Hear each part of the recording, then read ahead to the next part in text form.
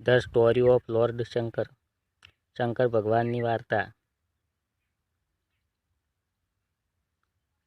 એક બ્રાહ્મણ હતો. એ પૈસા ટકે સુખી હતો, પણ બ્રાહ્મણી કંજૂસ હતી. એટલે બ્રાહ્મણ મોજથી ખાઈ પી શકતો નહોતો. બ્રાહ્મણને ઘણીવાર શીરો, પૂરી, લાડુ જેવું ખાવાનું મન થાય, પણ બ્રાહ્મણી કહે, યજમાનને ઘેર જઈ એ ખાજો, અહીં નહીં.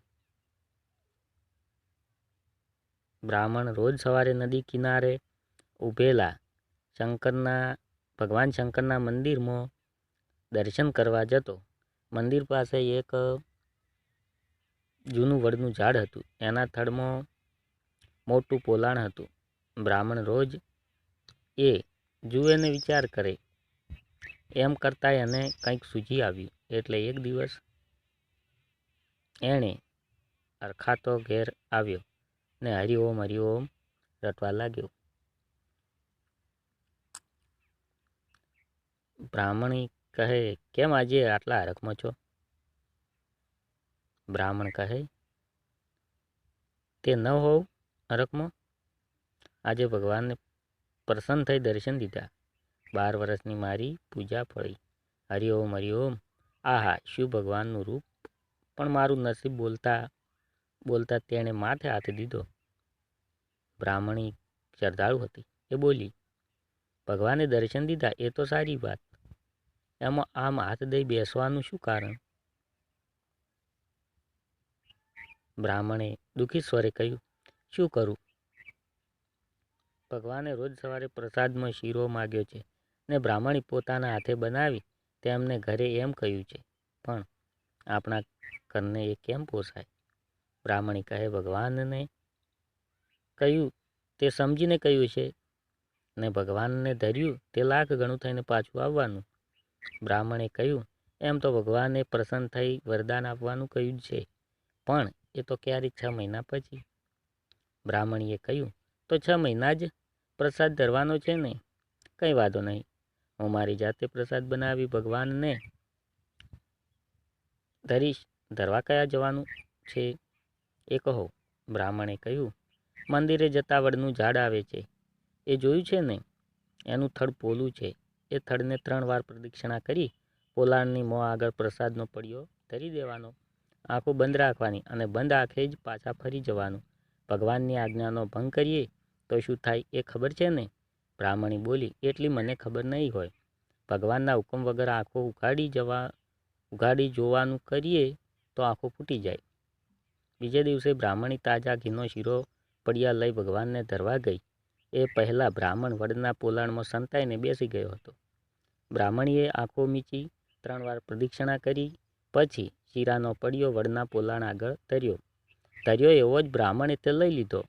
બ્રાહ્મણી સમજી કે સ્વયં ભગવાને મારા હાથમાંથી પ્રસાદ લીધો. એ ખુશ થતી ઘેર ગઈ. થોડી વાર પછી બ્રાહ્મણે શીરો ઝાપટીને હરિઓમ હરિઓમ હરિઓમ કરતો ઘેર ગયો. ત્યારે બ્રાહ્મણીએ એને હરખાતા ફાટ થતાં કહ્યું કે ભગવાનને સ્વહસ્તે મારા હાથમાંથી પ્રસાદ લીધો. બ્રાહ્મણ કહે, વાહ, ભગવાન કેટલા દયાળુ છે! હરિઓમ હરિઓમ હરિઓમ. આવું રોજ ચાલવા મળ્યું. બ્રાહ્મણ હવે શરીરે તાજો માજો દેખાતો હતો. બ્રાહ્મણી કહે, તમે હવે ગોળ મટોળ થતા જાઓ છો. બ્રાહ્મણ કહે, ભગવાનની કૃપા થઈ છે એટલે મન મગ્ન રહે છે. 6 મહિના થવા આવ્યા. બ્રાહ્મણને ગમ્મત કરવાનું મન થયું. શીરાનો પડિયો લેતી વખતે તેણે જરી ખોખારો ખાધો. બપોરે બ્રાહ્મણ ઘેર આવ્યો ત્યારે બ્રાહ્મણીએ કહ્યું, આજે તો મેં ભગવાનનો ખોખારો સાંભળ્યો. બ્રાહ્મણ કહે, મેં ઘણીવાર સાંભળ્યો છે, ભગવાનના બરાબર મારા જેવો જ ખોખારો ખાય છે. આમ કહી એણે ખોખારો ખાધો, પણ બ્રાહ્મણી કંઈ સમજી નહીં. થોડા દિવસ પછી શીરો લેતી વખતે બ્રાહ્મણ હસ્યો. બપોરે બ્રાહ્મણીએ બ્રાહ્મણને કહ્યું, આજે તો ભગવાન હસ્યા. બ્રાહ્મણ કહે, મેં પણ એમને હસતા સાંભળ્યા છે, બરાબર મારા જેવું જ હસે છે. આમ કહી એ હસ્યો, પણ બ્રાહ્મણી કંઈ સમજી નહીં.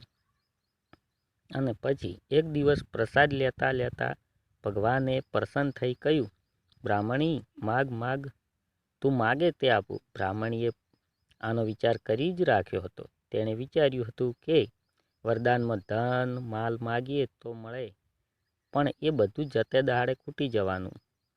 તેના કરતાં વરદાનમાં ખુદ ભગવાનને જ માગી લઈએ તો પછી કોઈ વાતે કંઈ તકલીફ રહે નહીં. એટલે તેણે કહ્યું, ભગવાન મારા પર પ્રસન્ન થયા હોવ તો કાયમ મારા ઘરમાં આવીને રહો. ભગવાન બોલ્યા, તું ખરેખર ભાગ્યશાળી છે બાઈ. બીજી જ ક્ષણે ભગવાન શંકર થડના પોલાણમાંથી કૂદકો મારી બહાર આવ્યા ને બોલ્યા, આંખો ઉઘાડ બ્રાહ્મણી, ચાલ હવે ઘેર જઈએ. સાક્ષાત શંકર પોતાની સાથે ઘેર આવવા તૈયાર થયા છે એ જોઈ બ્રાહ્મણી ખુશ થઈ ગઈ. હવે એણે આંખો ઉઘાડી જોયું તો સામે એનો બ્રાહ્મણ ઊભો હતો. બ્રાહ્મણ કહે, અરે તમે ક્યારે આવ્યા? બ્રાહ્મણી કહે, અરે તમે ક્યારે આવ્યા? ભગવાન શંકર કયા અલોપ થઈ ગયા? બ્રાહ્મણે હસતા હસતા કહ્યું, કયા અલોપ થયા નથી, આ તારી સામે જ તો ઊભા છે. હવે બ્રાહ્મણી બધી વાત સમજી.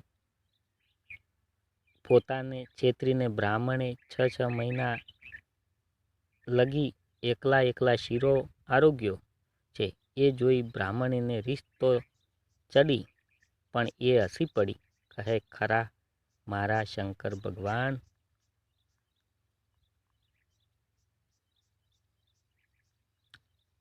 ઓમ નમો શિવાય. બોલો ઓમ નમો શિવાય. જય ભોળાનાથ.